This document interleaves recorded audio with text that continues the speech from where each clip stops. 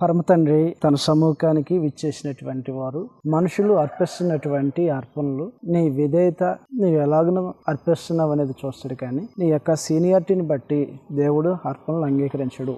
కాబట్టి మనుషులు అర్పించేటువంటి అర్పణను బట్టి దేవుని సముఖంలో వారు విశ్వాసులుగాను, ఒకవేళ ఆ అర్పణలో లోపం ఉంటే అవిశ్వాస జనముగాను దేవుడు పరిగణిస్తుంటాడు. మనుషులు ఫార్మాలిటీ ప్రకారంగా చేసేటువంటి వారుగా ఉంటే, భక్తిని ఫార్మాలిటీ ప్రకారంగా, విశ్వాసమును ఫార్మాలిటీ ప్రకారంగా, దేవుని సముఖానికి రావటం ఫార్మాలిటీ ప్రకారంగా, ఆరాధన చేయటం ఫార్మాలిటీ ప్రకారంగా చేస్తే ఇవి దేవుడు అంగీకరించేది కాదనమాట.